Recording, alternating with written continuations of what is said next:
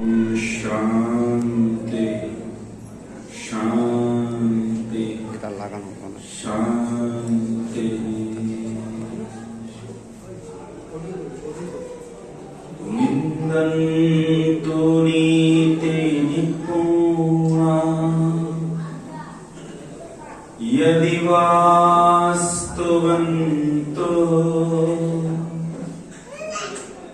लक्ष्मीः समाविशतु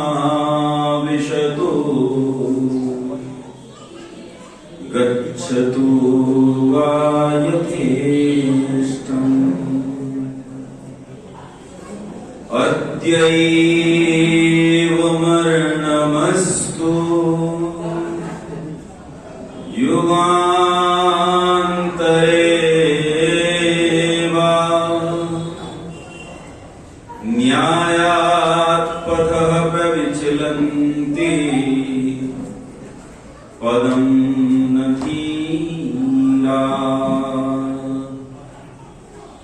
उदेति सविता ताम्रः ताम्रः एवास्तमेति च सम्पत्तौ च विपत्तौ च महतामेकरूपता। अग्रतश्चत्वारो वेदाः पृष्ठतः सशरं धनुः उभाभ्यां समर्थोऽस्मि शापादपि शरादपि। श्रुतिस्मृति सदाचारः स्वस्य च प्रियमात्मनः एतच्चतुर्विधं प्राहो साक्षात् धर्मस्य लक्षणम् साक्षात् धर्मस्य लक्षणम्। पंचसाधनीय आचार्य प्रीति जी, जिनका बहुत सुंदर व्याख्यान आप अभी सुन रहे थे। मैं तो सोच रहा था आचार्य जी का नाम प्रीति है, बाद में विमर्शनी लगा है, देखने में सीधी सी लग रही है, पर वो हमारे गुरुकुल में एक बालक किसी दूसरे बालक से लड़ते हुए कह रहा था, किसी फिल्म का संवाद बोल रहा था, कह रहा था पुष्पा सुन के फ्लावर समझा गया। वो तो बहुत अच्छा बोलती हैं, बहुत अच्छी उन्होंने प्रतिष्ठा मेरे के यहाँ रख दी है अभी के समय के लिए। बहुत धन्यवाद उनका। आदरणीय अजय जी, जिनका वचनोपदेश आप अभी सुन चुके हैं, और स्वस्ति जिसकी आवाज सुन के मैं ऊपर से दौड़ के आया था, बोल रही थी तो मैं दौड़ के ऊपर से आया कि स्वस्ति बोल रही है। मैंने वहां भी सुना था गाजीपुर में, बहुत अच्छा बोलती है इस कविता को। विद्वान संचालक महोदय आदरणीय गौरव जी, समाज के पुरोहित जी, प्रधान जी, मंत्री जी, कोषाध्यक्ष महोदय, अन्य सभी पदाधिकारीगण, वरिष्ठ सदस्य, संरक्षक, इस सभा में उपस्थित भ्राताओं, बंधुओं, माताओं, बालिकों और बालिकाओं, आ जाओ, थोड़ी सी व्यवस्था बना है। देखो बीच में कुर्सियां खाली पड़ी, आगे किसको इधर तुम लोग पीछे बैठ जाते हो। पता नहीं बचपन में बैक बेंचर होने की आदत पड़ गई है, तब से पीछे ही बैठे हो क्या? आगे किसको, तुम्हारे आगे कुर्सी खाली नहीं रहनी चाहिए। माताओं में देखो कितनी कुर्सियां बीच में खाली, ये नहीं होनी चाहिए। आगे बैठो ताकि मैं तुम्हारे साथ बात कर सकूं, संवाद करूं, तो कम से कम संवाद पहुंचे तो तुम तक। संवाद ही नहीं पहुंचेगा तो बात क्या होगी?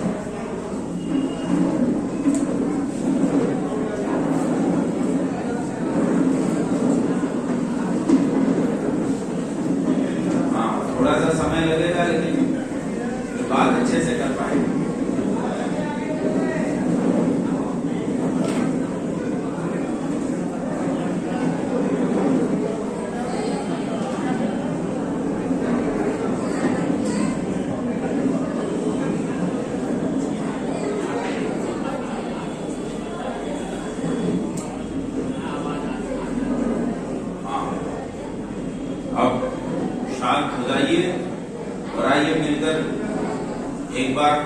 का उच्चारण करें।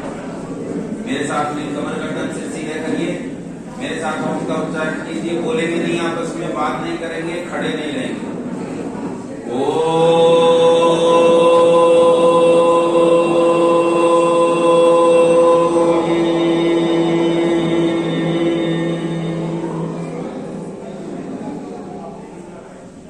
तो आज जो आपका विषय है वो राष्ट्र का विषय है। वैसे तो ये मेरा पसंदीदा विषय है, मुझे अच्छा लगता है इस पर बोलना, और मैं जो बोलता हूं तो मेरी आदत है, मैं आज में बात करता हूं, वर्तमान में बात करता हूं। मैं उस लड़ाई की बात करता हूं जिसे मैं लड़ सकता हूं, क्योंकि शेखर और बिस्मिल ने जो लड़ाई लड़ी वो उनके काल की लड़ाई थी। मैं उनके काल की लड़ाई नहीं लड़ सकता, मैं मेरे काल की लड़ाई लड़ सकता हूं। लेकिन समय जो इन्होंने दिया है वो मुझे बहुत थोड़ा दिया है, इतने में मेरा पेट नहीं भरेगा। तो मुझे पता नहीं है मैं कितनी बात आपको बता पाऊंगा, कितनी नहीं बता पाऊंगा, पर कोशिश करूंगा कि मैं कुछ कुछ आपको बता सकूं। देखो, देश में बहुत सारी चर्चाएं वर्तमान में चल रही है। एक चर्चा यह है, जब इस देश की बात करते हैं, राष्ट्र की बात करते हैं, तो एक बहुत बड़े नेता हैं देश के, वो प्रधानमंत्री की दौड़ में है, बस दौड़ में ही है। मैं नाम नहीं लूंगा, है ना, नहीं तो आप समझ जाओगे कि मैं राहुल गांधी की बात कर रहा हूं, इसलिए बिना नाम लिए बात करूंगा। वो कैम्ब्रिज यूनिवर्सिटी में गए इंग्लैंड में, और वहां जाकर कहते हैं कि राष्ट्र नहीं है भारत। भारत राष्ट्र है या नहीं? क्या है? तो कहते तो राज्यों का संघ है। जिस समय देश आजाद हुआ उससे पहले इस देश में 500 से ज्यादा रियासतें थी।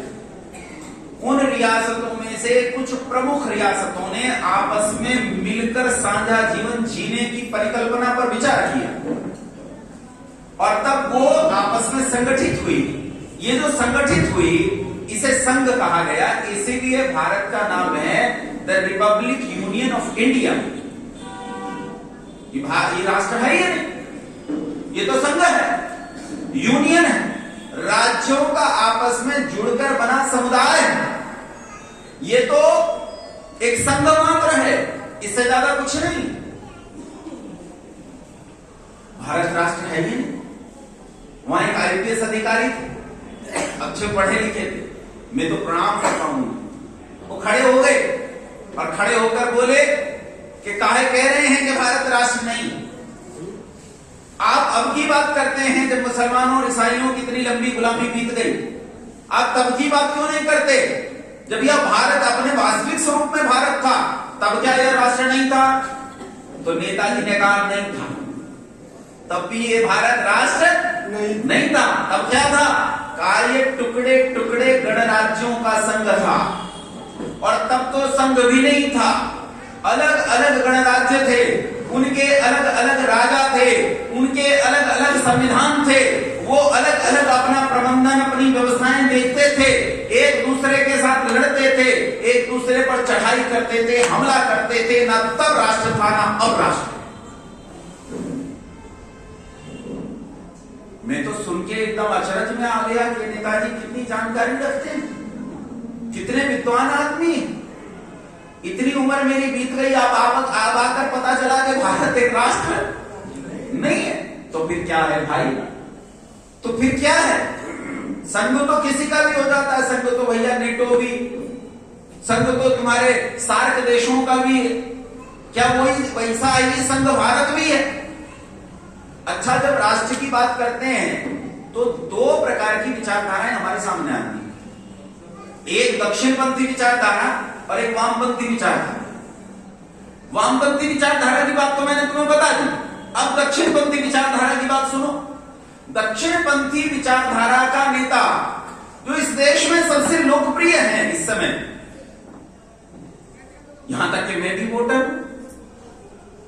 सबसे लोकप्रिय है, वो खड़े होकर कहते हैं कि ये देश और इस देश की संस्कृति आज की नहीं है, 5000 साल पुरानी। कितने साल पुरानी संस्कृति है? 5000 साल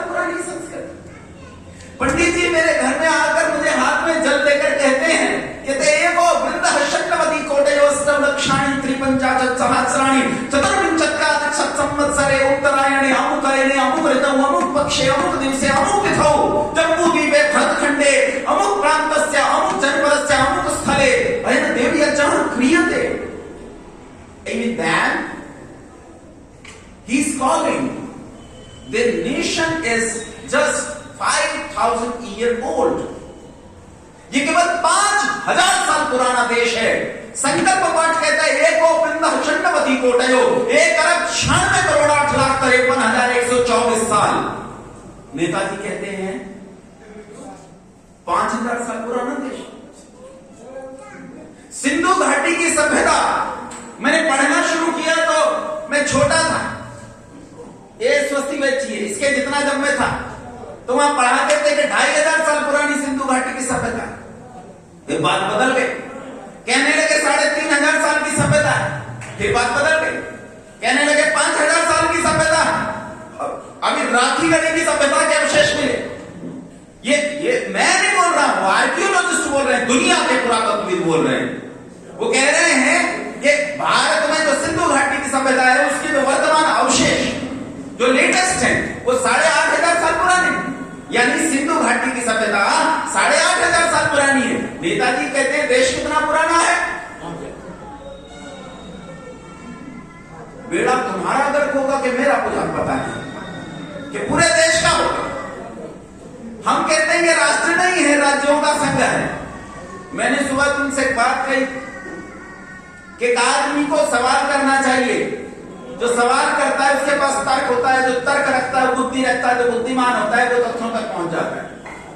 लेकिन याद रखना नीरे तर्क भी कई बार हानि कर देते हैं. नीरे तर्क भी नहीं रखने चाहिए. उसके भीतर भाव होना बहुत आवश्यक है. नीरे तर्क हो, श्रद्धा ही न हो तो मूर्ख बन जाता है आदमी. एक लड़का तर्कशास्त्री होकर पढ़ लिख कर आया, मां खुश हो गई. 25 साल में लड़का घर आया, बड़ा हो गया, मूंछ दाढ़ी निकल आई. आज देखा मां प्रसन्न हुई, लड्डू लेकर आई, पानी लेकर आई. कहा बेटा पहले तू लड्डू पानी ले, बाद में नहा धोकर बात करेंगे. बेटा बोला मां लड्डू तो खाऊं, और मैं तो पढ़ लिख कर आया हूं, ऐसे नहीं खाता कोई भी चीज, ऐसे नहीं करता कोई भी काम. पहले ये बताइए लड्डू कितने. मां ने कहा बेटा 2 लड्डू है. बोले ऐसे थोड़े सिद्ध कर. उसने कहा इसमें क्या सिद्ध करना, 2 लड्डू हैं, 1 और 2. लड़का बोला 1 और 2 3. कितने होते लड्डू?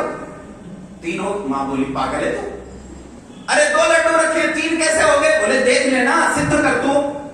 मां ने फिर कोशिश की, कहा 1 और ये 2. लड़का बोला 1 और 2 3. मां कहीं पढ़ के आया तो बुद्धि छोड़ आया. ये क्या मूर्ख होने सी बातें कर रहा है.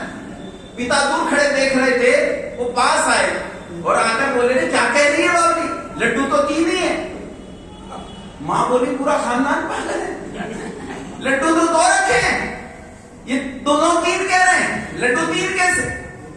पिता बोले बेटा तू ठीक कहता है, लड्डू 3 है. 1 लड्डू तेरी मां खा लेगी, 1 मैं खा लूंगा, तीसरा तू खा ले. ये तो निरंतर शास्त्री होते हैं ना, इनके हाथ ही तीसरा लड्डू लगता है जो है ही नहीं, जो है ही नहीं.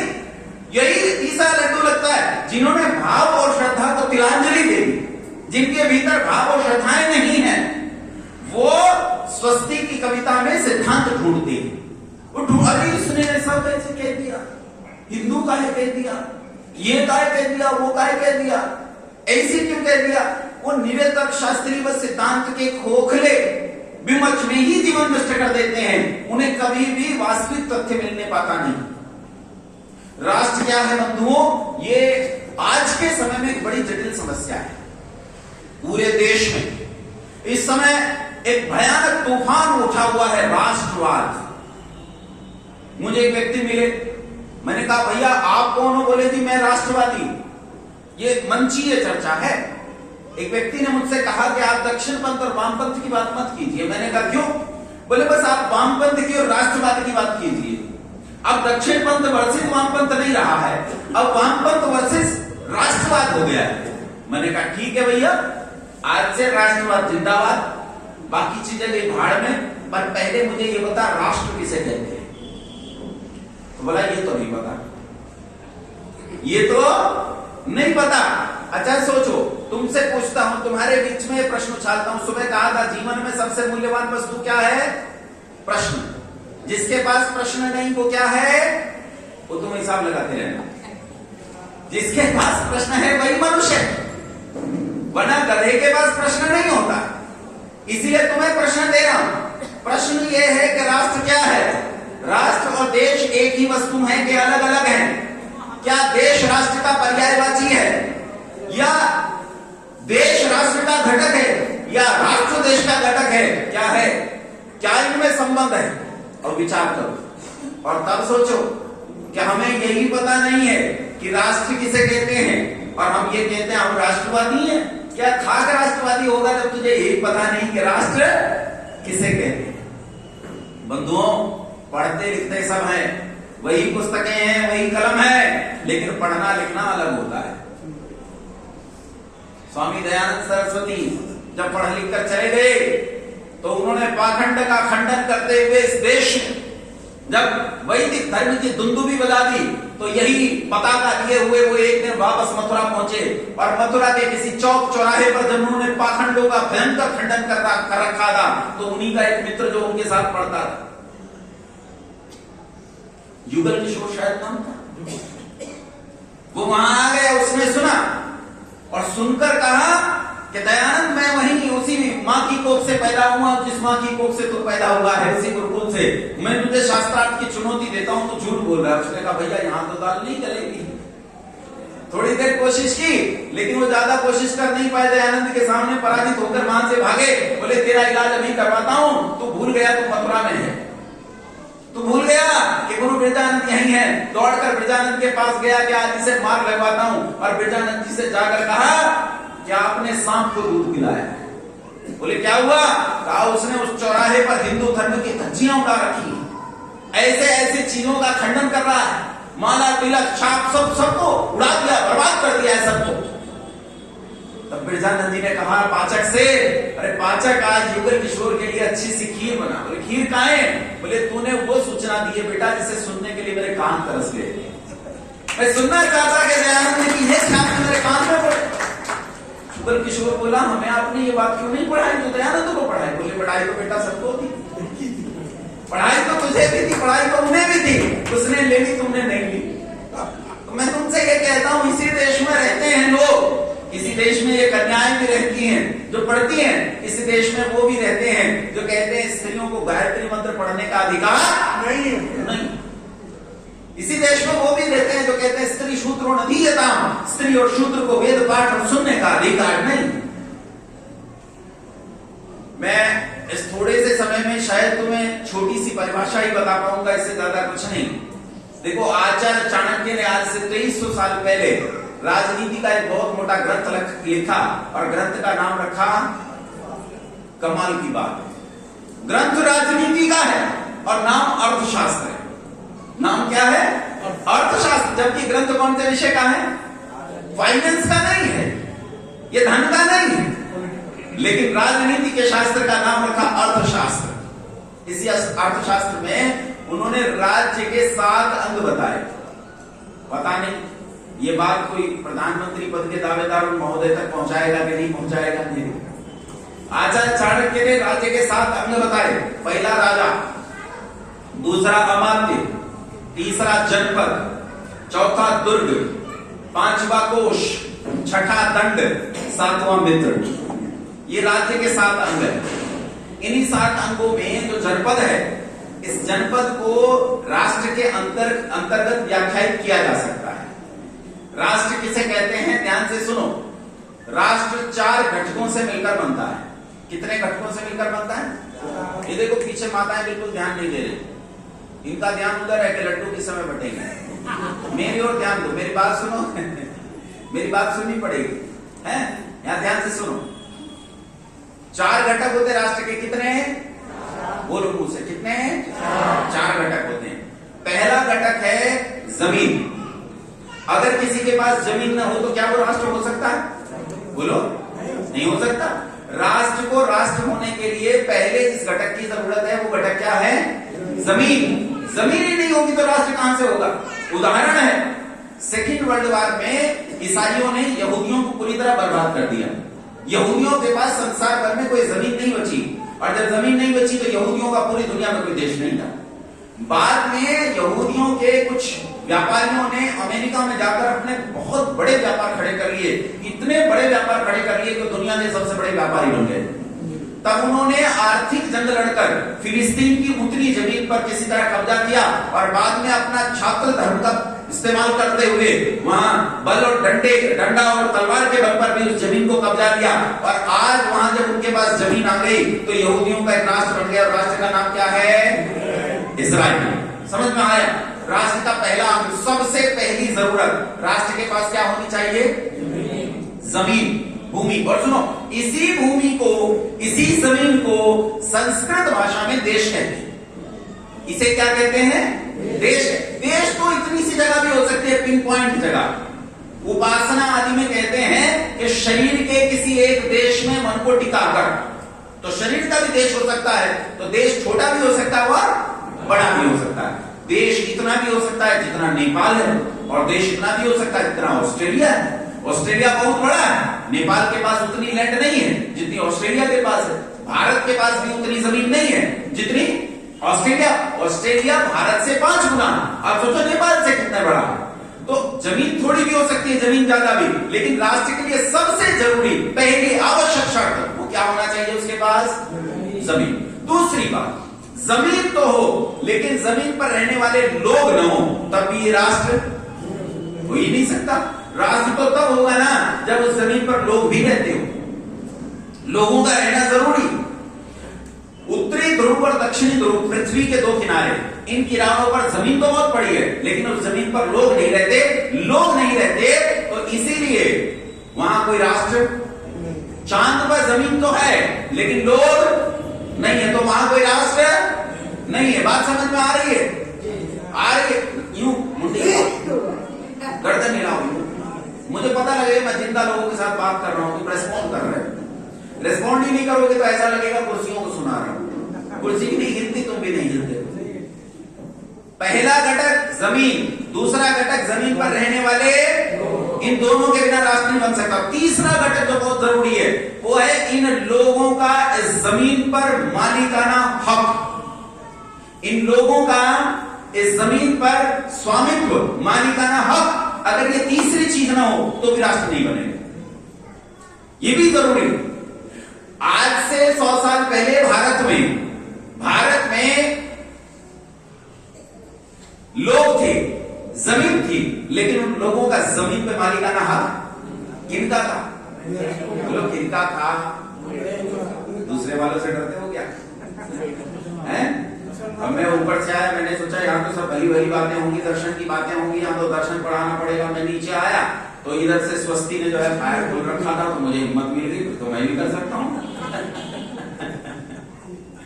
किनका शासन था 100 साल पहले? ईसाइयों का, मुसलमानों का। डरे डरे बोलिए। उनका भी शासन था कि नहीं था? अरे 1947 में देश आजाद हुआ तो जूनागढ़ की रियासत किनकी थी? मुसलमानों की। हैदराबाद की रियासत किनकी थी? मुसलमानों की। और कश्मीर में हिंदू राजा होने के बावजूद भी रियासत किनके कब्जे में थी? मुसलमानों की। इसलिए उन दोनों का कब्जा था, हमारा कब्जा नहीं था। और हमारा कब्जा नहीं होने के कारण देश हमारा नहीं था, जबकि जमीन थी, लोग थे। तो तीसरा घटक जो है बहुत जरूरी है, लोगों का जमीन पे मालिकाना हक। ये तीनों घटक मिलकर बनाते हैं किसी राष्ट्र का शरीर। जब तक ये तीनों घटक नहीं होने में से एक घटक गायब हो तो राष्ट्र का शरीर नहीं बनता। राष्ट्र को जीवित होने के लिए आत्मा की जरूरत होती है। जीवित होने के लिए किसकी जरूरत है? चेतना की जरूरत है। बिना चेतना के जड़ क्या कर लेगा? ये 3 घटक मिलकर जड़ शरीर का निर्माण करते हैं। किसी राष्ट्र की आत्मा होती है, उस राष्ट्र की अपनी संस्कृति। क्या होती है? उस राष्ट्र की अपनी संस्कृति। और संस्कृति जब अनुप्राणित होती है तब ये राष्ट्र जीवंत हो उठता है, और तब ये बनता है जीता जागता राष्ट्र पुरुष। इन 4 घटकों से मिलकर कोई राष्ट्र बनता है। दुनिया का कोई भी देश अगर ये देखना चाहे कि मैं राष्ट्र हूं कि नहीं हूं, तो वो इस परिभाषा पर अपने आप को कसकर देख ले, पक्का पता चल जाएगा कि वो राष्ट्र है कि नहीं। अब अपनी बात करते हैं। नेताजी ने बताया कि भारत एक राष्ट्र नहीं है, तो आओ देख लेते हैं, मुझे उत्तर दो, बोलो जी, हमारे पास जमीन है या नहीं है? हाँ ना बोलो, गर्दन हिलाओ, माताओं बोलो। समस्या ये है, तुम्हारा सारा जीवन लीलावती कलावती की कहानी में चला जाता है। राधे राधे है, तुम लोग जाते हो उपदेश में, 4 घंटा उपदेश सुनते हो और नीचे बैठे था वो सतवचन महाराज, सतवचन महाराज, सतवचन महाराज। माता जी ने 4 घंटे उपदेश सुना, सुनकर बाहर आई। मैंने कहा माता जी क्या बताया? बाबा जी ने बोले बेटा बहुत अच्छी अच्छी बातें बताई। मैंने कहा माता जी क्या बताया? बोले बेटा बहुत ही बढ़िया बातें बताई। मैंने कहा माता जी लेकिन बताया क्या? बोले ये पता नहीं चला क्या बताया। 4 घंटे में ये तो पता ही नहीं चला कि क्या बताया। तो ऐसे सुनने का क्या लाभ? ऐसे सुनने का कोई लाभ नहीं है। सुनो तो ध्यान से सुनो। पहला घटक भूमि, दूसरा घटक भूमि पर रहने वाले लोग, तीसरा उनका मालिकाना हक और चौथा संस्कृति। अब हमारे राष्ट्र के संबंध में बताओ, हमारे पास भूमि है कि नहीं है? है। कहां से कहां तक है? बची हुई बता दो अभी। सबसे ऊपर बोलो, सबसे ऊपर का प्रदेश बोलो। अरे जम्मू कश्मीर नीचे रह जाता है, उससे ऊपर लद्दाख, उससे ऊपर क्या है? बात बदल गई, 2 राज्य हो गए ना जम्मू कश्मीर के, 2 राज्य अलग अलग बना दिए हैं सरकार ने।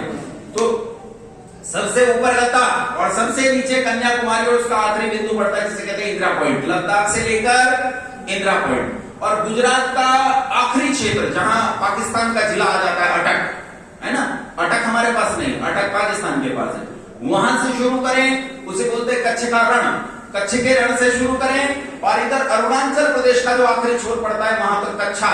तो लद्दाख से कन्याकुमारी और कच्छ से कच्छा, इन चारों बिंदुओं के बीच का बचा हुआ भूभाग अभी हमारे पास बची हुई जमीन है। बोलो हाँ के ना? है ना? जमीन है ना? अच्छा अब दूसरी चीज कहते हैं, जमीन पर लोग रहते हैं कि नहीं रहते? बोलो पॉपुलेशन है कि नहीं? कितनी पॉपुलेशन है इस देश की? 107 करोड़। कितनी है? 100। अच्छा गड़बड़ हो गई, नेताजी तो 140 करोड़ बताते हैं। मैंने तो 33 करोड़ की बात करूंगा, मैं घबराऊंगा? करेंगे अभी मैं सिलसिलेवार गिनता हूं। अभी हमारे लोगों की आबादी कितनी है? 107 करोड़। तो पॉपुलेशन हो गई। अच्छा ये बताओ, यहां तुम लोग रहते हो, तुम्हारी जमीन किसके नाम है? तुम्हारे नाम। मकान किसके नाम है? तुम्हारे नाम। दुकान किसके नाम है? तुम्हारे नाम। इसका मतलब तुम्हारा मालिकाना हक भी है। अरे कुंडी हिलाओ, है ना? तो 3 घटक पूरे। चौथा घटक, क्या भारत के पास अपनी कोई संस्कृति नहीं है? बोलो, भारत ने संस्कृति अरब से उधार ली है क्या? है? ईसाइयों से उधार ली है क्या? क्या हम संस्कृति इंग्लैंड से लेकर आए हैं, अमेरिका से लेकर आए हैं? अरे जंगली जाहिल, जब बंदर थे, पेड़ों पर रहा करते थे, तब तो हमारे गुरुकुलों में कन्याएं क्वांटम फिजिक्स पढ़ती थी। हैं? ये न्यूटन का बाप जब पैदा नहीं हुआ था, उस समय लीलावती पिता से पूछती है, पिताजी गेंद को जितनी बार आसमान में फेंकती उतनी बार जमीन पर आ जाती। पिता ने कहा बेटा आएगी, क्योंकि धरती में एक बल है। कैसा बल पिता? कहा पृथ्वी में एक बल है जिसका नाम है गुरुत्वाकर्षण। पृथ्वी सारी चीजों को उस बल से अपनी ओर खींच रही। पिता केवल पृथ्वी में ये बल है क्या? नहीं बेटा, आकाश में जितने पिंड हैं उन सब में ये बल होता है। पिता क्या सब में ये बल बराबर होता है? नहीं, सब में बराबर नहीं होता। फिर पिता सब में बराबर नहीं होता है ये बल, तो फिर कैसे निर्णय किया जाए कि किसमें बल, किसमें ज्यादा, किसमें कम? कहा वो उसके आकार और उसके घनत्व पर निर्भर करता है। जिस पिंड का घनत्व जितना ज्यादा होगा उसका गुरुत्व बल भी उतना ही ज्यादा होगा। इतने बड़े बड़े नक्षत्र आकाश में कैसे स्थिर हैं पिता? कहा बेटा ये घूमते हैं। क्या चांद भी घूमता है? हाँ चांद भी घूमता है। कितनी गतियां करता है? कहा तू बता कितनी करता है? तो कहा 2 गतियां करता है, एक अपनी धुरी पर घूमता है और एक पृथ्वी के। पिता ने कहा ना, इससे ज्यादा गतियां करता है। कितनी? कहा गिन। पहली गति, चंद्रमा अपनी धुरी पर घूमता है। दूसरी गति, चंद्रमा पृथ्वी के चारों ओर घूमता है और पृथ्वी चंद्रमा को लेकर सूरज के चारों तरफ घूमती है। तीसरी गति। चौथी गति, सूरज पृथ्वी सहित चंद्रमा को लेकर आकाश गंगा के केंद्र के चारों ओर घूमता है। ये चौथी गति। आकाश गंगा सूरज और पृथ्वी सहित चंद्रमा को लेकर आकाश गंगा समूह के चारों ओर घूमती है, ये पांचवी गति। उसके बाद ये आकाश गंगा समूह, वर्ग आकाश गंगा और फिर प्रवर्ग आकाश गंगा और फिर प्रखंड आकाश गंगा और फिर प्रखंड ब्रह्मांड और फिर खंड ब्रह्मांड और फिर अखंड ब्रह्मांड, इन सब के चारों ओर इस प्रकार यह समूचा अंतरिक्ष घूम रहा है। ये असंख्य गतियां हैं पुत्री, असंख्य गतियां। जब तुम्हारे माँ बाप पेड़ पर बैठकर बदले खुजा रहे थे, बंदर थे, जब तुम्हें कपड़े पहनने नहीं आते थे, तब हमारे इस गुरुकुल में लड़कियां क्वांटम फिजिक्स पढ़ती थी, बच्चे इलेक्ट्रोकेमिस्ट्री पढ़ते थे। हमें कौन बताएगा कि हमारी संस्कृति? नेताजी को कोई बताए कि ये भारत दुनिया की सबसे पुरानी संस्कृति का देश है, इस संस्कृति का नाम विश्वारा संस्कृति है, ये वर्णाश्रम संस्कृति है, ये संस्कृति वेद से उत्पन्न हुई है, वो वेद जो अनादि है, वो वेद जो सनातन है, शाश्वत है, नित्य है, ये उससे संस्कृति उत्पन्न होती है। भारत की अपनी एक संस्कृति भी है, चौथा घटक भी पूरा। अब बोलो भारत एक राष्ट्र है कि नहीं है? बोलो नेताजी सही बोल रहे थे कि गलत? बोलो नेताजी बुद्धिमान है कि मूर्ख? और ये 36 प्रकार से मूर्ख है। वो और बहुत बातें हो सकती है, वो फिर कभी बताऊंगा। अभी तो इतना समझ लो बस कि इन्हें पढ़ने लिखने से कोई लेना देना नहीं। पढ़ते लिखते तो ऐसी मूर्खताएं कभी न करते। ये राष्ट्र था, राष्ट्र है और राष्ट्र रहेगा। लोग कहते हैं राज्यों का संघ है। अरे बंधु, चींटियां होती हैं ना, चींटियां, वो भी श्रम विभाजन से कार्य करती हैं। मधुमक्खियां होती हैं, वो भी श्रम विभाजन से कार्य करती हैं। ये दो अलग अलग राज्य हैं, ये तो कार्यों के प्रबंधन के दृष्टिकोण से अलग अलग खंड बना दिए गए हैं ताकि कार्य करने में सरलता हो। एक बुद्धिमान आदमी इस बात को समझेगा, तू क्या समझेगा? तुझे पता ही नहीं है, तू क्या समझेगा? तू क्या जानेगा? तुझे कुछ पता नहीं है। कहता है पहले गणराज्य थे और गणराज्य आपस में लड़ते रहते थे। भैया गणराज्य आपस में क्यों लड़ते रहते थे? तूने कभी जाना ही नहीं कि गणराज्य आपस में क्यों लड़ते थे। गणराज्य के लड़ने का कारण क्या होता है? एक घटना बताता हूं आचार्य चाणक्य की काल की। चंद्रगुप्त ने लगभग पूरे भारत को एक छत्र साम्राज्य बना दिया, लेकिन एक दक्षिण भारत का राजा, पुष्यमित्र शायद नाम था, उसके साथ युद्ध हुआ और जीत नहीं पाया। 2 बार हमला किया, दोनों बार हार गया। इतना ताकतवर सम्राट एक छोटे से राजा से नहीं जीत पा रहा था। तब इस बात की चिंता हुई चंद्रगुप्त को और जिद बन गई कैसे जीतूंगा। लेकिन उसे लगा कि शायद मेरा आत्मविश्वास आचार्य चाणक्य है, और क्योंकि वो महल छोड़कर चले गए, गुरुकुल में जाकर पढ़ते लिखते हैं, और वो मेरे पास नहीं है, इसलिए आत्मविश्वास कमजोर हो रहा है और मैं हार रहा हूं। वो आचार्य चाणक्य के पास गया और जाकर कहा कि मैं अमुक राज्य को जीतना चाहता हूं लेकिन जीत नहीं पा रहा हूं। आपसे कहता हूं मेरा सहयोग कीजिए, मेरे साथ चलिए। मैं कहता हूं योजना बनाने की जरूरत नहीं, आप बैठ बैठ बढ़ जाए, दुनिया को जीत दूंगा। आपके आने से मुझ में ऐसा आत्मविश्वास आ जाए। आचार्य चाणक्य ने कहा ठीक है जीतेंगे, पहले तू तो बैठ, पानी पी ठंडा। अब मुझे ये बता राज्य कहाँ है? बोले जी वहां। कितना बड़ा है? कहा इतना बड़ा। कितनी जनसंख्या है? कहा इतनी जनसंख्या है। फिर पूछा कितने गुरुकुल है? कहा इतने गुरुकुल है। क्या पर्याप्त गुरुकुल हैं उस संख्या के लिए जितने छात्र वहां हैं? कहा पर्याप्त है। क्या गुरुकुलों पर राज्य संरक्षण और संवर्धन करता है? कहा करता है। क्या बटुकों को भिक्षा मिलती है? हाँ मिलती है। क्या वर्णाश्रम व्यवस्था ठीक ठीक चलती है? वर्ण व्यवस्था ठीक है? हाँ बिल्कुल ठीक है। क्या आश्रम व्यवस्था ठीक है? क्या आयु के समय आने पर, योग्यता के पक जाने पर लोग अपने अपने आश्रम में प्रवेश करते हैं? हाँ करते हैं। तो आचार्य चाणक्य ने कहा तो सब कुछ वेदानुकूल है, मूर्ख फिर क्यों हमला करना चाहता है? अरे क्यों जीतना चाहता है? हमारे हमला करने का मकसद ये होता था कि जहां वेद के अनुकूल शासन नहीं हो, उन लोगों को जाकर समझाते थे तुम प्रजा का शोषण कर रहे हो, तुम्हें प्रजा का शोषण करने नहीं देंगे, या तो तुम ऐसा चलो और ऐसा नहीं चलोगे तो तुम्हें दंड दिया जाएगा। चक्रवर्ती सम्राट किसे कहते थे जानते हो? चक्रवर्ती सम्राट की वास्तविक अवधारणा क्या है, इसे समझने का प्रयास करना। चक्रवर्ती सम्राट कहते हैं एक राजा है बीच में और उसके आसपास कई राजाओं के राज्य हैं। ये सारे राज्य इस राजा के अंतर्गत, इसके अनुकूल जब वेदानुकूल आचरण करना स्वीकार करते हैं और इस राजा की आज्ञाओं से बाहर नहीं जाते, इसे ही चक्रवर्ती सम्राट कहते हैं। चक्रवर्ती सम्राट का मतलब यह नहीं होता कि पूरी दुनिया में उसका साम्राज्य हो, एक ही समय में कई चक्रवर्ती हो सकते हैं। इसे और अच्छे से समझने का प्रयास करना कि एक अश्वमेध यज्ञ सुना है? अश्वमेध यज्ञ सुना है? किसने किया था? भगवान राम ने किया था। नहीं यही सुना है, और भी लोगों ने किया था, लेकिन भगवान राम का हमने सुना है कि उन्होंने अश्वमेध यज्ञ किया था। उसमें घोड़ा छोड़ा जाता था, घोड़े लिखा था? घोड़े के गले में एक सोने की पट्टी होती थी जिस पर लिखा रहता था, यदि तुम्हारे राज्य में वेद के अनुकूल निम्न नियमों के अनुसार राज्य संचालित होता है, तब तुम्हें इस घोड़े को पकड़ने की कोई आवश्यकता नहीं है। और अगर तुम्हारे राज्य में वेद की इन आज्ञाओं के अंतर्गत राज्य को संचालित नहीं किया जाता है, तो हम तुम्हें युद्ध की चुनौती देते हैं, या तो तुम अपना आचरण बदलो, नहीं तो इस घोड़े को पकड़ लो, हमसे युद्ध की चुनौती स्वीकार करेंगे, लेकिन हम अपने आसपास वेद के प्रतिकूल कोई राज्य चलने नहीं देंगे। ये था गणराज्यों में आपस में झगड़े का कारण। लेकिन बंधुओं, ये गणराज्य एक ही विधि से चलते थे। इनके बीच में एक सूत्र था जो सारे गणराज्यों को एक जगह बांधता था, और वो सूत्र क्या था? वो सूत्र था वेद। ध्यान से सुनो, भगवान राम का राज्याभिषेक हुआ तो किसके मंत्रों से हुआ? वेद के मंत्रों से हुआ। पर ताज्जुब की बात यह है, जब रावण का राज्याभिषेक हुआ तो किसके मंत्रों से हुआ? वेद के मंत्रों से हुआ। भगवान कृष्ण का या उनके घर में किसी का राज्याभिषेक हुआ तो वो वेद के मंत्रों से हुआ, और कंस का राज्याभिषेक हुआ तो वो भी वेद के मंत्रों से हुआ। वेद इस सारे समूचे राष्ट्र को एक सूत्र में बांधने वाला एक ऐसा धागा था जिसने इस राष्ट्र को कभी बिखरने नहीं दिया। ये गणराज्य के समय में भी राष्ट्र था, आज राज्यों के समय में भी राष्ट्र है, कल कोई और प्रबंधन होगा, उस समय में भी राष्ट्र होगा। नेताजी, न ये कभी राष्ट्र न होगा ऐसा था, न है, न होगा।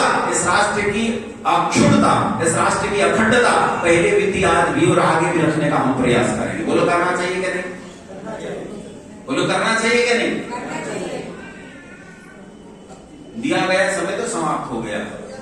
आपकी हिम्मत बची हो तो थोड़ा सा खून और पी लूं? हैं? अच्छा, बना रहा हूं मैं खून। राजकुमार जी कह रहे हैं खून बना रहे हैं आप। क्या ले लो समय, देखो अनुमति से लूंगा, ऐसे नहीं। कुछ लोगों के मुंह सूख गए। पहले ले लीजिए, फिर बाद में पूछिए। अरे बाद में पूछिए। चलो, एक छोटी सी बात बता देना जरूरी है, इसीलिए बता रहा हूं। ये राष्ट्र जो इस समय वर्तमान में राष्ट्र है, इस राष्ट्र का नाम क्या है? बोलो। अरे बोल पड़ो, क्या नाम है? माताओं की तरफ से पीछे से, ये जो पीछे वाली है ना, ये सब फेल हो जाएगी बाद में। अभी बताओ क्या नाम है देश का? अरे क्यों झूठ बोलते हो? क्या नाम है देश का? इस देश का नाम है इंडिया। इस देश का नाम है हिंदुस्तान। इस देश का नाम है भारतवर्ष। और इस देश का नाम कभी हुआ करता था आर्यवर्त। लेकिन आज तो इस देश का नाम आर्यवर्त नहीं। इंडिया, हिंदुस्तान। अभी पिछले दिनों देश में चर्चा चली, राजनीति में कुछ लोग आपस में जुड़े इधर, कुछ जुड़े उधर। जो इधर जुड़े उनकी राष्ट्र के संबंध में अपनी अवधारणा, जो इधर जुड़े उनकी अपनी अवधारणा। इधर वाले, दाहिने हाथ वाले, दाहिना हाथ समझ तो दक्षिणपंथी, दाहिने हाथ वाले बोले देश 5000 साल पुराना है। कितने साल पुराना है? ठीक जिस समय नेताजी ये बात कह रहे थे कि देश 5000 साल पुराना है, उसी समय उनके गृह मंत्री कुरुक्षेत्र में गीता महोत्सव में खड़े हुए कह रहे थे कि 5000 साल पहले महाभारत का युद्ध हुआ। 5000 साल पहले क्या महाभारत के युद्ध से पहले कोई नहीं था? बोलो, क्या कोई जादूगर आया जिसने छम से करा और पूरा देश बन गया, पूरी दुनिया बन गई? अरे नहीं, उससे पहले भी था। महाभारत के युद्ध में राजा कौन थे? धृतराष्ट्र। और धृतराष्ट्र से पहले राजा कौन थे? कोई नहीं थे क्या? पांडु। और पांडु से पहले कौन थे? वो चित्रांगद और विचित्रवीर्य। और उनसे पहले कौन थे? शांतनु। और उनसे पहले कौन थे? प्रतीप और भूमन्यु आदि से होते हुए सर्वदमन तक की परंपरा जाती है। और सर्वदमन की सबसे पहले राजा, सर्वदमन से पहले कौन थे? राजा दुष्यंत थे। राजा दुष्यंत से पहले कौन थे? भैया गिनते चले जाओ, गिनते चले जाओ, कहां तक गिनोगे? और तुम्हें बात बताता हूं, तुम लोग तो बड़े राम भक्त लोग हो, है ना? राम भक्त लोग हो जो कहते हो देश केवल 5000 साल पुराना है। अगर देश 5000 साल पुराना है तो इस देश में कभी राम पैदा ही नहीं, और अगर राम पैदा हुए हैं तो ये देश 5000 साल पुराना नहीं है। मैं अयोध्या गया, मेरी इच्छा मनुष्यकृत चीजों को देखने की बिल्कुल नहीं रहती। कोई कहे कि किला बना है, ये बना है, वो बना है, मेरी इच्छा नहीं रहती। क्या करें किले में जाके, आदमी तो कल गिर जाएगा। मेरी इच्छा रहती है कि मैं प्राकृतिक चीजों के पास चला जाऊं, उन्हें देख लूं। नदी देखने की बड़ी इच्छा रहती है, वहां सरयू बहती है। मेरी इच्छा हुई कि मैं सरयू देख कर आऊंगा। किसी ने मुझे बताया कि गुमनामी बाबा थे जिन्हें सुभाष चंद्र बोस होने का लोग संदेह करते रहे कि वो सुभाष चंद्र बोस थे। तो वो गुमनामी बाबा का वहां स्मारक बना हुआ है। मेरी इच्छा हुई कि मैं नेताजी सुभाष चंद्र बोस के नाम पर बने हुए उस स्मारक को देख के आऊं। मैं वहां गया तो वहां कई मंदिर खड़े थे, मेरे साथ के लोग मंदिरों में घुस गए और मैं आगे खंडर पड़ी बिल्डिंग के पास गया तो मुझे किसी ने बताया ये गुप्ती धाम है। मैंने पूछा गुप्ती धाम क्या? बोले यहाँ आकर भगवान राम जो है गुप्त हो गए, पता ही नहीं चला कहाँ गए, क्या हुआ क्या नहीं हुआ, कुछ पता नहीं। तो मुझे उसे देखने की इच्छा हुई, मैं उसके भीतर चला गया। भीतर जाकर देखा जर्जर हालत में भवन, बुरी स्थिति, कहीं से भी कुछ भी गिर जाता है और ये सबसे प्राचीन भवन। मैं वहां गया तो वहां एक पंडित जी बैठे, बड़े सीधे साधे आदमी पंडित जी बैठे, जहां मूर्तियां थी वहां पंडित जी बैठे। मैं पहुंचा तो पंडित जी ने मुझे आचमन दिया, मैंने आचमन किया। अच्छा, मैंने पंडित जी से पूछा, मैंने कहा पंडित जी एक बात बताओ, ये वही अयोध्या है क्या, भगवान राम वाली? तो पंडित जी बोले मुझे क्या पता। तो मैंने कहा आपको नहीं पता तो किसे पता? अयोध्या में बैठे हो, वो उस मंदिर पर बैठे हो जो सबसे प्राचीन है, तो फिर तुम्हें नहीं पता तो कैसे? बोले महाराज देखो, अयोध्या कई बार उजड़ी, कई बार बनी, कई बार उजड़ी, कई बार बनी। राजा भोजादि के समय में और अलग अलग समयों में इसका दोबारा जीर्णोद्धार किया जाता रहा। जैसे अभी भी जीर्णोद्धार चल रहा है अयोध्या का, जब से योगी जी आए हैं तो उधर जीर्णोद्धार हो गया है। तो जैसे अलग अलग राजा आए तो उन्होंने उसका जीर्णोद्धार किया। तो मैंने कहा फिर तुम्हें पता क्यों नहीं है? बोले पता इसलिए नहीं है महाराज कि कलयुग समझते हो कि नहीं? अरे कौन सा युग चल रहा है? माताओं बोलो कौन सा युग चल रहा है? इसी के नाम पे तुम्हें बहकाया जाता है। क्या कहते हैं? कलयुग तो बस नाम आधारा, सुमरि सुमरि जग उतर ही पारा। कलयुग में तो न ज्ञान चलता है, न विद्या चलती है, न वेद चलता है, न ईश्वर चलता है, बस नाम के आधार पर ही काम उतरने वाले हो। राम राम राम राम भजते रहो, इसी से तुम्हारा बेड़ा पार होने वाला है। कलयुग में सब कैसे लोग होते हैं बोलो? कलयुग में कैसे लोग रहते हैं? बुरे लोग। कैसे लोग रहते हैं? सब गुंडे बदमाश रहते हैं। तुम कैसे हो? जब कलयुग में सब कुछ अच्छा होता ही नहीं है तो तुम कैसे हो? अपने बारे में सोचो। हैं? अरे ऐसा नहीं होता है। कलयुग किसे कहते हैं? ब्राह्मणकार कहते हैं कली सयाम भवति संजीहानस्तु द्वापर उत्तिष्ठन् त्रेता भवति कृतं संपद्यते चरै वेति। क्या कहते हैं? कहते हैं जो अविद्या में है, नशे में, नींद में है, अंधकार में, आलस्य में, प्रमाद में है, वो कौन से युग में है? वो कलयुग में। अब तुम में से जितने बाहर गए हो वो खैनी लगा के आए हो, है ना? जो बीच बीच में जाते हैं, बीड़ी के लोग मुंह मार के आते हैं, ये सब कौन से युग में है? ये सब कलयुग में। और जो जान गया कि ये गलत चीज है, उसने उसे छोड़ दिया, तो वो कौन से युग में आ गया? द्वापर में आ गया। कौन से युग में? इसी पे सतयुग में जाओगे, वो द्वापर में आ गया। और जो विद्या को जानने के बाद कृत संकल्प हुआ कि मैं कार्य करूंगा और कार्य करने के लिए उद्यत बैठा है, वो त्रेता में है। और जो कार्यों को करने लगता है तो फल भी मिलने लगता है। तो जो कार्यों को कर रहा होता है, फल पा रहा होता है, वो कृत युग यानी सतयुग में होता है। बोलो कौन सा युग? बोलो कौन सा युग चल रहा है? बोलो कौन सा युग चल रहा है? कुछ का अभी भी कलयुग चल रहा है। अच्छा, उन्हें लग रहा है भाई और कितनी देर चलाओगे? तो उनका तो कलयुग ही चल रहा है। लेकिन ये ठीक कह रहे हो तुम। 4 अलग अलग लोग एक ही दिन में, एक ही समय पर, एक ही परिवार में 4 अलग अलग युगों में रह सकते हैं। बोलो हाँ कहना। एक बीए पढ़ा है, कौन से युग में? एक ने छोड़ दी, कौन से युग में आ गया? द्वापर में आ गया। एक ने सोचा मुझे क्या करना चाहिए, मैं ये करूंगा, निश्चय कर लिया, कौन से युग में? त्रेता में। एक ने करना शुरू कर दिया, सुख पाना शुरू कर दिया, कौन से युग में? सतयुग में। बात समझ में आई? ये तो युग का गुण है। अब युग समझो। मुझे पंडित जी ने क्या बताया? पंडित जी ने कहा कलयुग जो है समय को नापने की इकाई है। 4,32,000 साल के समय को कलयुग कहते हैं। कितने साल के समय को कलयुग कहते हैं? 4,32,000 साल के समय को कलयुग कहते हैं। और इससे 2 गुना होता है द्वापर। तो द्वापर कितना हो गया? गणित लगाओ भाई। 8,64,000। 8,64,000 हो गए।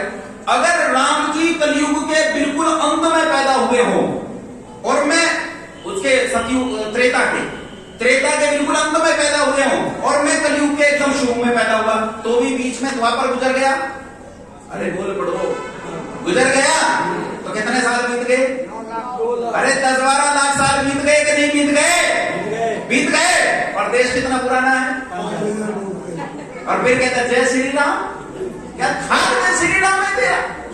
अरे अगर जय श्री राम कहता है तो तुझे मानना पड़ेगा कि ये देश आज का नहीं है, ये देश लाख साल पुराना नहीं है, ये देश हजारों साल पुराना नहीं, ये देश करोड़ों साल पुराना नहीं, ये देश सृष्टि के आदिकाल से है, ये सृष्टि के आदिकाल से चला गया 2 अरब साल पुराना देश, 2 अरब साल पुराना देश। करेक्ट करो खुद को, सुधारो खुद को, नहीं तो ऐसा मत समझना कि दयानंद के यज्ञ की ज्वाला बुझ गई, उसका यज्ञ भी जारी है, उसके यज्ञ की ज्वाला धधक रही है, न जाने कौन सी चिंगारी कब उठे और तुम्हारे साम्राज्य को जलाकर राख कर दे, इसलिए सावधान रहो और जागते रहो। सोचो कि जो तुम्हें बताया जा रहा है उस पर चलने का, आचरण करने का प्रयास करो, नहीं करोगे तो हानि भी संभव है। देश 5000 साल पुराना बोलो, और तुम्हारे बीच में नेताजी आकर बोलेंगे तो उन्हें बताओगे भैया पंडित जी रोज यज्ञ करते हैं, रोज गिनते हैं यार, रोज गिनते हैं, संकल्प पाठ है। तेरे संविधान का एविडेंस एक्ट वो कहता है नियमित लिखी गई डायरी, 1 साल तक अगर किसी ने निश्चित रूप से डायरी लिखी हो, नियमित डायरी लिखी हो, तो वो कोर्ट कचहरी में प्रमाण मानी जाती है। ये तो 2 अरब साल पुरानी डायरी है, 2 अरब साल पुरानी। आज सुबह जब हमारे कर्मचारी ने वहां संकल्प पाठ आप लोगों से कराया तो उन्होंने कहा एको वृंदा षण्डवती कोटयो अष्टौ लक्षाणि त्रिपंचाशत् सहस्राणि है चतुर्विंशत्याधिक संवत्सरे उत्तरायणे। कौन सी ऋतु चल रही है शिशिर? शरद ऋतु, शरद ऋतु और मार्गशीर्ष चल रहा है। इस मास में, इस पक्ष में, इस तिथि में यहां बैठकर यज्ञ करता हूं। तो मैंने इनसे पूछा, कोई और पूछ सकता है कि आपको ये गिनती कहां से पता चली? तो ये कहते हैं ये गिनती मुझे मेरे पिता से पता चली। किससे पता चली? पिता से। मेरे पिता ने एक निश्चित आयु तक इस गिनती को गिना और वहां से इस गिनती को मुझे पकड़ा दिया, तब से इस गिनती को मैं गिन रहा हूं। हमने कहा तुम्हारे पिता को कैसे पता चली? तो उन्होंने कहा मेरे पिता से, उनके पिता से, यानी दादा से। मेरे दादा इस गिनती को गिनते चले, दादा को किससे पता चला? इनके पिता। और परदादा को किससे पता चला? परदादा से। और परदादा को किससे पता चला? परदादा से। और परदादा को किससे पता चला? उसके पिता से, उसके पिता से, उसके पिता से। सृष्टि के आदिकाल से लेकर जब पहला यज्ञ हुआ वहां से लेकर एक दिन की गिनती को आज तक हम जोड़ते चले आए। संसार में इस नियमित लिखी गई 2 अरब साल पुरानी डायरी को कोई चुनौती नहीं दे सकता। ये देश 5000 साल पुराना देश नहीं है, ये 2 अरब साल पुराना देश है भैया। तुम अपने आप को सुधारो। टीवी में भी उनका भाषण आया था, टीवी में भी भाषण आया था नेताजी का टीवी में भाषण आया था 5 साल। अच्छा, हाँ नेताजी ने खूब कहा है, नेताजी ने खूब कहा है 5000 साल पुराना देश। वो कहते हैं, उनकी अवधारणा, वो मानते हैं वेद को ऋषि व्यास ने लिखा है। वो वेद को अपौरुषेय नहीं मानते, पौरुषेय मानते। बहुत सारी चीजें हैं उन पर चर्चा की जा सकती है, लेकिन आज राष्ट्र की चर्चा है, उसी पर चर्चा करेंगे। देश का नाम हिंदुस्तान कैसे पड़ा? देश का नाम तो आर्यवर्त था ना, हिंदुस्तान कैसे पड़ा बोलो? पता तो है सबको, सब पढ़े हो के नहीं पढ़े स्कूल में? एनसीईआरटी में पढ़ाया जाता है। देखो अब मैं बताऊंगा तो कैसे तोते की तरह बोलोगे। इस देश में एक नदी बहती थी, उस नदी का नाम था सिंधु। देखो कैसे बोल रहे हैं, सिंधु नदी। सिंधु नदी से हमारी तरफ की घाटी को कहते थे सिंधु घाटी। सिंधु घाटी में रहने वाले लोगों को कहा गया सिंधु लोग, और सिंधु लोग जिस जगह में रहते थे उन्हें उस जगह को कहा गया सिंधुस्तान। ऐसे इस देश का नाम पड़ा सिंधुस्तान और हमारा नाम पड़ा सिंधु। और कहते हैं मुसलमान जब यहाँ आया इस देश में तो मुसलमान सा को सा नहीं बोल पाता, हा बोलता है, इसलिए उसने सिंधु लोगों को क्या कहकर पुकारा? हिंदू लोग। और सिंधुस्तान को क्या कहकर पुकारा? हिंदुस्तान। अब देखो कितनी झूठी कहानी है। मुसलमान सा को सा नहीं बोल पाता तो अरबी और फारसी भाषा में 4 सकार हैं, वो किस लिए?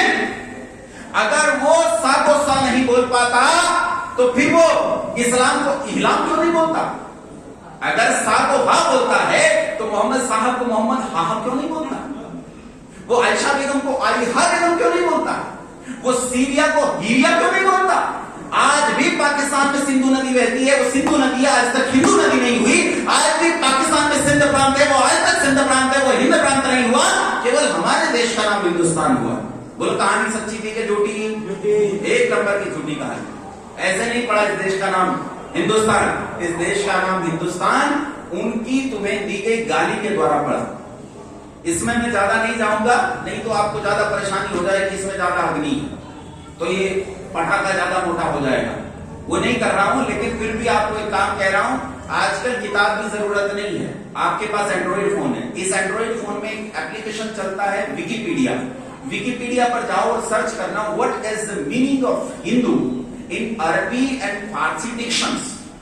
वहां ढूंढना कि अरबी और फारसी शब्दकोशों में हिंदू शब्द का क्या अर्थ है। 3 डिक्शनरी बता रहा हूं, फिरोज अल लुगात, गयासुल लुगात, लुगाते किशोरी, तीनों सबसे प्रतिष्ठित डिक्शनरियां हैं अरबी और फारसी भाषा की। इनमें ढूंढना तो तुम्हें पता चल जाएगा कि ये तुम्हें दी गई गाली है। अच्छा, इंडिया कैसे पड़ा इस देश का नाम? अब कहानी में मजा आएगा। कैसे पड़ा इस देश का नाम इंडिया, बताओ? मैं बताऊं? वही कहानी। इस देश में एक नदी बहती थी, उस नदी का नाम था इंडस रिवर। हमारी ओर की घाटी को क्या कहने लगे? Indus valley. और इंडस वैली में रहने वाले लोगों को कहा गया इंडियन, और इंडियन के रहने का देश बना इंडिया। अब झूठ सुनो इस कहानी का। अब सीधे कमर गर्दन सीधी करके बैठो, चेतना जगाओ और मेरे प्रश्न का उत्तर देना। एक भी कंठ चुप नहीं रहना चाहिए। मेरा नाम मेरी मां ने रखा योगेश। हिंदी में मुझे क्या कहेंगे? बोल पढ़ो। अंग्रेजी में क्या कहेंगे? संस्कृत में क्या कहेंगे? स्पेनिश में क्या कहेंगे? बांग्ला में क्या कहेंगे? कन्नड़ में क्या कहेंगे? तमिल में क्या कहेंगे? तेलुगु में, पंजाबी में, हरियाणा, दुनिया की किसी भी भाषा में चले जाओ, योगेश को क्या कहेंगे? यह व्याकरण का सामान्य सा सिद्धांत है, प्रॉपर नाउन नहीं बदलता। प्रॉपर नाउन नहीं। गंगा को दुनिया की किसी भी भाषा में गंगा ही कहते हैं, राम को किसी भी भाषा में राम ही कहते हैं, कृष्ण को दुनिया की किसी भी भाषा में। अच्छा ये बताओ, आपके एक मित्र का नाम प्रेम प्रकाश है, आप ज्यादा अंग्रेजी पढ़ लिख जाओ तो क्या उसे लव लाइट कहने लगोगे? अरे नाम प्रेम प्रकाश है तो क्या कहोगे? प्रेम प्रकाश ही कहोगे, उसका नाम प्रेम प्रकाश ही है भाई। इतनी सी बात समझ में नहीं आती। अब बताओ, नदी का नाम क्या था? सिंधु नदी। तो इंडस रिवर कैसे हो गया? नाम तो सिंधु नदी था। अगर अंग्रेज भी आए तो अंग्रेजी में भी नाम क्या होना चाहिए था? सिंधु रिवर। यही हो जाता ना। लेकिन क्योंकि नदी जो है वो कॉमन नाउन है, वो प्रॉपर नाउन नहीं है। कॉमन नाउन बदल सकता है, तो नदी का रिवर हो सकता है, लेकिन सिंधु का इंडस कैसे हो सकता है? हमारी ओर की घाटी का नाम इंडस ऐसे नहीं पड़ा, झूठी कहानी। इस देश की तो खोज हुई। किसने की थी भारत की खोज? अरे बोल पड़ो, किसने की थी? वास्को डी गामा ने। कौन से साल में की भाई? 16वीं शताब्दी में। कौन सी शताब्दी में की खोज? तो 2300 साल पहले जो यहां सिकंदर आया था वो ऐसी कैसी करने आया था? अगर 400 साल पहले इस देश की खोज हुई है तो 2300 साल पहले सिकंदर और उसके बाप दादा और उसके बाद में न जाने कितने आए, वो क्या करने आए थे फिर 11वीं शताब्दी में। और उससे भी पहले इस देश में मुसलमान आए, उन्होंने हमले करे, तो फिर ये वास्को डी गामा बड़ा भारी आदमी हो गया, खोजी आदमी। अरे तो पाई हुई चीज को पा रहा है, ये खोई कहां थी कि तुमने खोज ली? ये मूर्खता की बात है। मैं बताता हूं, इस देश की ख्याति पूरी दुनिया में फैली थी कि देवताओं का देश दुनिया में। ऐसा देश जहां असंख्य प्रकार के फल और सब्जियां होती, जहां ऐसी नदियां हैं कि एक भी नदी ऐसी नहीं है जिसका पानी पीने के योग्य ना हो।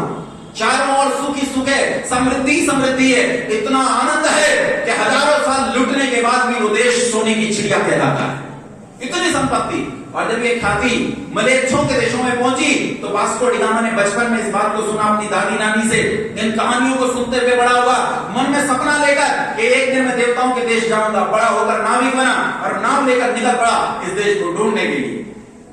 ये नाव लेकर जब निकला तो बहुत लंबे सफर के बाद एक दिन इसका जहाज एक द्वीप पर आकर लगा। जिस द्वीप की जमीन को इसने छुआ, उस द्वीप की जमीन को छूते ही ये समझ गया कि तू आर्यावर्त पहुंच गया। अच्छा, यहां बीच में रोककर एक बात कहना चाहता हूं। इंडिया शब्द अगर अंग्रेजों ने भारत को दिया तो उन्हें इंडिया शब्द का अर्थ पता होना चाहिए कि नहीं? हाँ ना बोलो, होना चाहिए। ऑक्सफोर्ड डिक्शनरी जो ऑक्सफोर्ड यूनिवर्सिटी से छपती है, जिसे कहा जाता है the Bible of English language, मैंने उसमें ढूंढा कि इंडिया शब्द का अर्थ क्या है। ढूंढा तो उसमें इंडिया शब्द ही नहीं। हाँ, और ढूंढने पर मुझे इंडियन मिल गया, और इंडियन शब्द का अर्थ उसमें लिखा था ओल्ड फैशन्ड ऑफेंसिव स्लेव्स, जंगली जाहिल गुलाम। ये इंडियन शब्द का अर्थ है जो अंग्रेज जानते हैं। ध्यान से सुनो, वो जब उस द्वीप पर पहुंचा तो वहां रह रहे उन गरीब लोगों को इसने हमला करके अपना गुलाम बना लिया। और गुलामों को क्या कहते हैं अंग्रेज? अभी बताया मैंने, क्या कहते हैं? इंडियन कहते हैं। क्या कहते हैं? इंडियन। इसने उन्हें इंडियन कहकर पुकारा और उन गुलामों के रहने का ये टापू, इसका नाम पड़ा इंडिया। कुछ दिन बाद रहने के बाद इसे पता चला कि ये वो आर्यावर्त नहीं है जहां मैं पहुंचा था। ढूंढा तो पता चला ऐसे तो 35-40 टापू और हैं। इसने उन सारे टापुओं पर कब्जा कर लिया। और क्योंकि ये वेस्ट में था, ईस्ट में नहीं पहुंचा, इसका जहाज गलत चला गया था, तो इसने इसका नाम रखा, इन लोगों का नाम इंडियन रखा, इस टापू का नाम इंडिया रखा। और क्योंकि वेस्ट में था इसलिए इसका नाम इसने रखा वेस्ट इंडिया। और जब बहुत सारे टापू मिल गए तो इंडिया का इसने प्लूरल कर दिया, बन गया इंडीज। और तब इसने उनका नाम रखा उन टापुओं का वेस्ट इंडीज। आज भी अमेरिकी महाद्वीप के पास वेस्ट इंडीज के ये टापू हैं। आज भी वहां रहने वाले लोगों को लाल गुलाम कहा जाता है, रेड इंडियंस कहा जाता है। फिर ये अपना जहाज लेकर निकल पड़ा अपनी उसी अनंत यात्रा पर। तो दक्षिणी अफ्रीकी महाद्वीप का चक्कर लगाते हुए एक दिन इसके जहाज ने मेरी भूमि को छुआ। एक दिन ये मेरी जमीन पर पहुंचा और हजारों सालों से, सैकड़ों सालों से मुसलमानों की गुलामी भोग रहे मेरे पूर्वजों को इसने हमला किया, उन्हें गुलाम बना दिया। और गुलामों को क्या कहते हैं अंग्रेज? बोलो, इंडियन कहते हैं। और उन इंडियन के रहने का ये देश क्या बना? इंडिया। और क्योंकि ये वेस्ट में नहीं ईस्ट में था इसलिए उसने इस देश का नाम रखा ईस्ट इंडिया। बाद में उन्होंने इसी आधार पर इस देश में कंपनी की स्थापना की। पहले पुर्तगाली आए, फ्रांसीसी आए, डच आए, फिर अंग्रेज आए। और अंग्रेजों ने इसी ईस्ट इंडिया शब्द के आधार पर इस देश में कंपनी की स्थापना की और कंपनी का नाम रखा ईस्ट इंडिया कंपनी। समय बीता, ईस्ट इंडिया में से ईस्ट शब्द छूट गया और देश का नाम रह गया केवल इंडिया। और हम बड़े बड़े पोस्टर्स लेकर बैठते हैं क्रिकेट के मैदानों में, we are very proud to be Indians. हमें बहुत गौरव है कि हम इंडियन हैं। अब इसके अर्थ में जाओ, हमें बहुत गौरव है कि हम जंगली हैं, जाहिल हैं, गुलाम हैं। Be proud. Can you have a proud? तुम गौरव कर सकते हो कि तुम जंगली हो, जाहिल हो, गुलाम हो? ये दोनों नाम, हिंदुस्तान भी और इंडिया भी, दोनों गुलामी की निशानी। इस देश का नाम था आर्यावर्त। और आर्यावर्त के बाद इस देश का यदि कोई नाम हुआ तो वो भारतवर्ष हुआ। इसके अलावा इस देश का कोई नाम नहीं। इसलिए आज के बाद इस देश को कभी इंडिया या हिंदुस्तान कहकर मत पुकारना। अब तो शायद सुप्रीम कोर्ट ने भी कह दिया है कि देश का नाम क्या होगा? भारत होगा। अब तो वहां से भी कह दिया गया है, तब तो घबराने की जरूरत ही नहीं। देश का नाम भारत है और ये 5000 साल पुराना देश नहीं है और ये राष्ट्र है। बोलो हाँ के ना? देखो अभी जो मेरा विषय है ना, अब उस विषय की प्रतिष्ठा बनी है। अब यहाँ से मेरा विषय उठता तभी कार्यक्रम खत्म हो गया। और अभी संचालक महोदय बहुत क्रूर दृष्टि से मुझे देख रहे हैं, बोले उत्तर रहा। इसलिए मैं अपनी बात समेटता हूँ। बहुत धैर्य से आप लोगों ने सुना, बहुत धन्यवाद। आप सभी को सादर करता हूं।